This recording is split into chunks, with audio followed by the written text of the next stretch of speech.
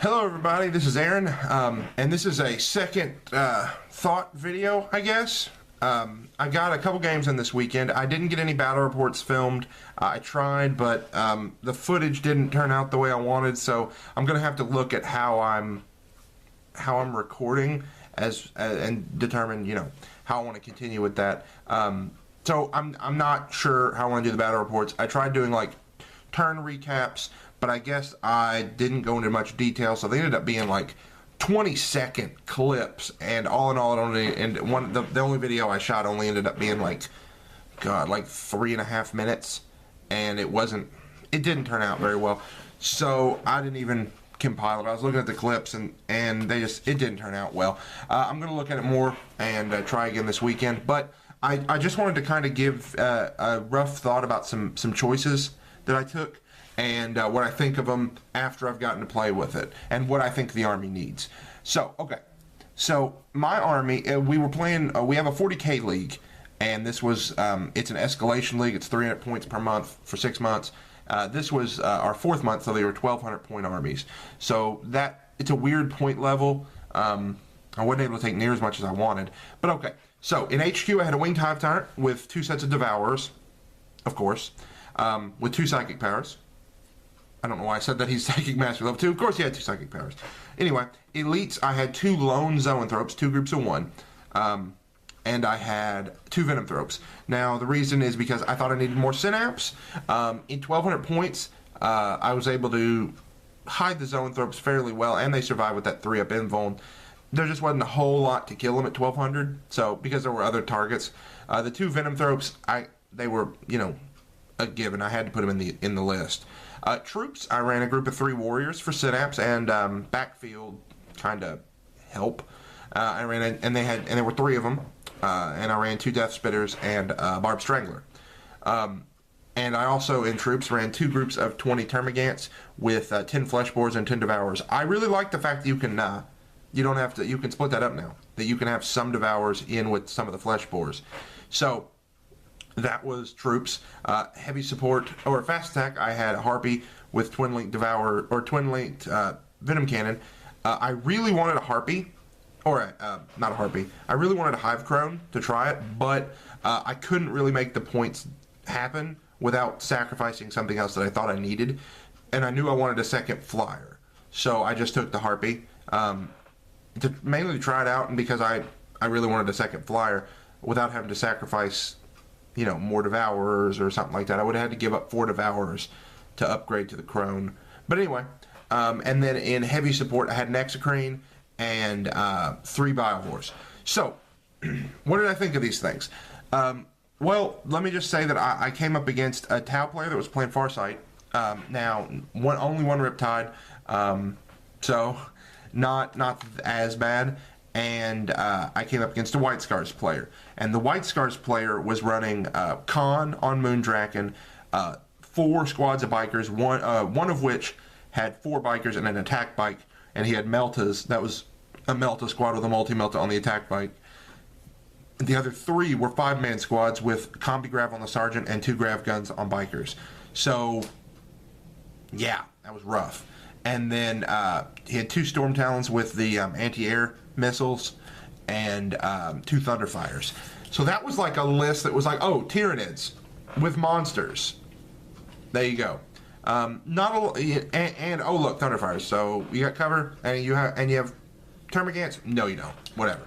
So that was a pretty uphill battle. And it came down. I mean, it was bloody, man. He couldn't make 3 up armor save to save his life.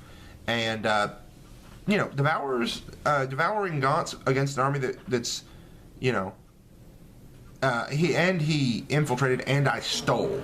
So the exocrine alone killed, I think, 3 bikers on turn 1, just because there was no cover save for him. And I got catalyst or onslaught on, I think, 2 different people, and so I was able to run the termagants up and get in range and just lay down a lot of devourer fire. The hive tyrant and the crone, or the hive tyrant only lived for me to go with my turn. So it came forward and it did its normal thing. It killed a couple bikers. It killed like 2 bikers. But then it got grounded the first time he shot at it, and one squad of grav guns killed it.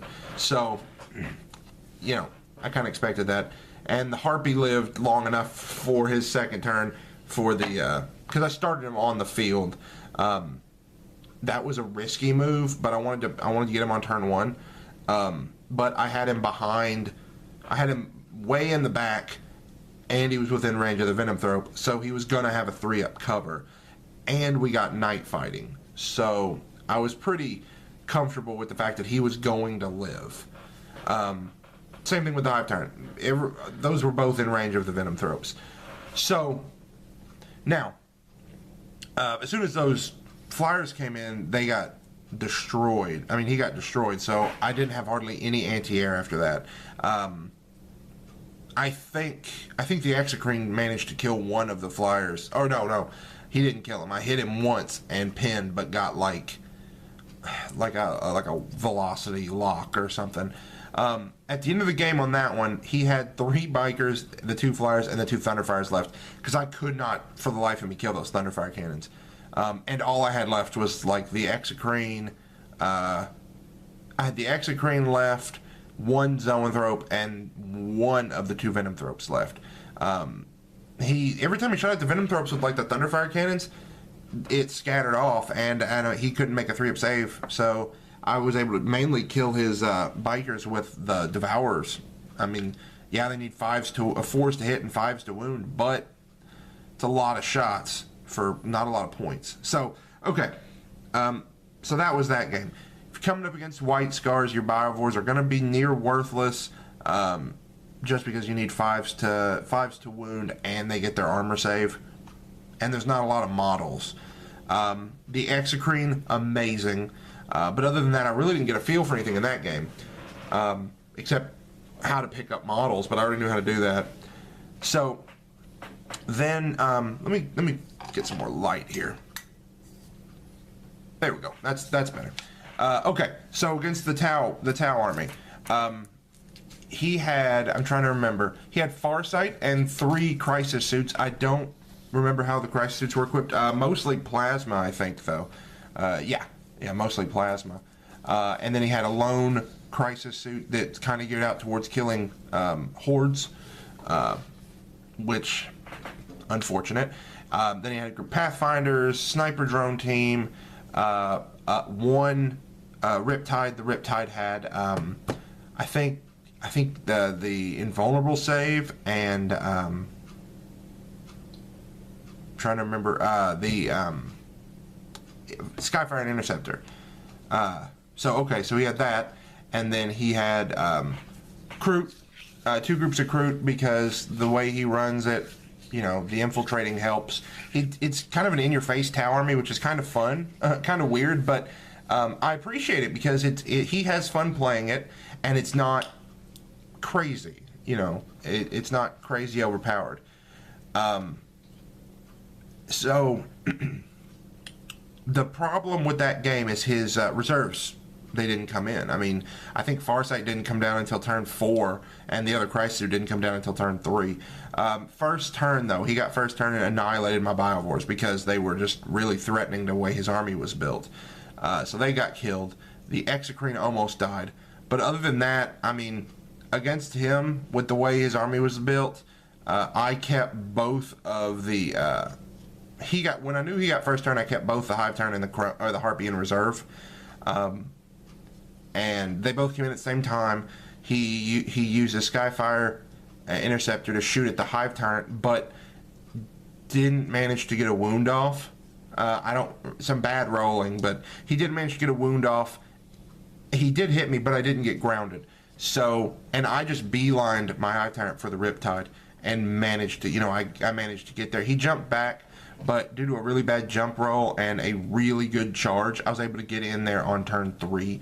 So the Hive Tyrant only had to deal with his Interceptor fire and then his top of 3 fire, which by the time I got there wasn't a whole lot left. So, okay. So what do I think after this? I think the Winged Hive Tyrants are still good, especially because they're cheaper, and Ballistic Skill 4 was a big help. I mean, I used to hit with 9 maybe about 10. You know, I used to hit about average. Now I'm hitting with 11 or all 12 of them every time I shoot. So that's good. The Heartbeat, depending on the army, pretty good. I don't know if I like the Venom Cannon or if the Barb Strangler would be better, but I kind of wish I could have gotten a Crone in there. That just the points weren't there. The Biovores, I haven't gotten a chance to really use them. They got annihilated before I could fire them against the Tau, and they don't really do a whole lot against bikers. So I can't really quote on those. The Exocrine was great in both games. It was able to destroy, against White Scars, it killed quite a few bikers. It killed Khan. It was the reason I was able to kill Khan. And against the Tau, it managed to kill quite a bit of Groot. And then when Farsight dropped in, I was able to shoot Farsight with it, but the shield drones. And then, I mean, it was good. The X-Screen is definitely worth 170 points for me. And the, Termagants are Termagants. They're cheaper. 8-point Devourer Gaunts are good if the army you're playing against wants to come towards you. Like those bikers, they, 20, if something's got a 24-inch range, and if you get Onslaught, I was being able to run and then shoot them at 18 inches with, 30 shots. The Flesh Boar Termagants were just there as as a wall of wounds. So they were the front row, and then I had the Devourers. But that's a lot of shots for not a whole lot of points. So I definitely think they're still worth it, especially with the points drop. You're talking 2 points cheaper, so you get 5 for the price of 4 in the old book. Tyranid Warriors. Against things with strength 8, still bad. Meltas ruin them, but because of cover saves and bad rolling, they stayed alive for quite a while against the White Scars. But if they're not getting pummeled with instant death things, they're decent for the point cost. They give you good synapse coverage, and having the Barb Strangler against Tau was pretty nice. Then the I guess it's everything except the Zoanthropes. The Zoanthropes and the Venomthropes. The Venomthropes got shot down against Tau pretty quick, which was a given. And against the White Scars player, he tried killing them, or tried firing on him with the Thunderfire Cannon, but every time he fired, it would scatter way off. So he ended up just deciding early just to annihilate all my troops, because without the troops, the Venomthropes are kind of worthless. Because they weren't doing anything, they were just standing there. Zoanthropes were good. I got lucky on some 3-ups, but having those extra psychic powers are good. Now, I don't recommend the singles. The only reason I had singles was because of the point level and needing synapse. But overall, I wouldn't recommend single Zoanthropes unless you're playing like a 1,000-point game or something. But if I was at like 1,500, I would still run Zoanthropes, but I'd have Broods of 2. When they did get fired on, weight of fire will kill them. A 3-up invuln only goes so far when you only have 2 wounds and toughness 4. So, yeah. Excuse me. So there's some thoughts. Some other units I'd really like to try in the next games. I really want Carnifexes. I really want to put some Carnifexes in. And I really, Carnifexes with the Devourers, but I really want to try the Moloch. So there's just some thoughts I had. Since I made my videos on the Codex reviews, if you've watched those, there are a few things people pointed out. I forgot that when talking about the bio artifacts, that Trigon Primes can take the bone, take them. So maybe the Reaper of Obliterax or whatever, the Bone Sword, it might not be bad on him. The Bone Sword lash up. That means the Trigon's definitely going to go first, and he'll have an instant death weapon with Shred. So he gets his rerolls back. So it might not be bad, but it's 45 points, and I think the Trigon Prime costs, 230? So that's 275 points for that guy. But it might be the way to run him. I might have to try that, and I don't know how I'd model that, because I don't think I'd like the look of a Trigon with Bone Sword and Lash Whip. But I have Trigon with magnetized arms, and I think I have a set of magnetized Bone Sword and Lash Whip around here. So I might try it just for fun and see. But you could also give him the Venom Cannon, the Miasma Cannon. There you go. So that might not be bad. Also, they've announced some Tyranid supplements. Of course, they already had it. Well, not supplements, data sheets or data slates, whatever they're calling them. So hopefully they'll make Gene Stealers and Lictors playable. I don't know. But yeah, so that's about that. I will get some battle reports the next time I play. It's just they didn't work out well. So hopefully, if you stuck with this video, it's just a couple thoughts I had. I'm going to do some more videos about this the more I can get Tyranid games in, and I'll get some actual battle reports up. So I just wanted to throw down some ideas I had, some thoughts on some units now that I've gotten a couple more games in, and I will be getting more games in here this week. So as soon as I get some more in, I'll make some more videos. Hope you enjoyed it. Thanks for watching.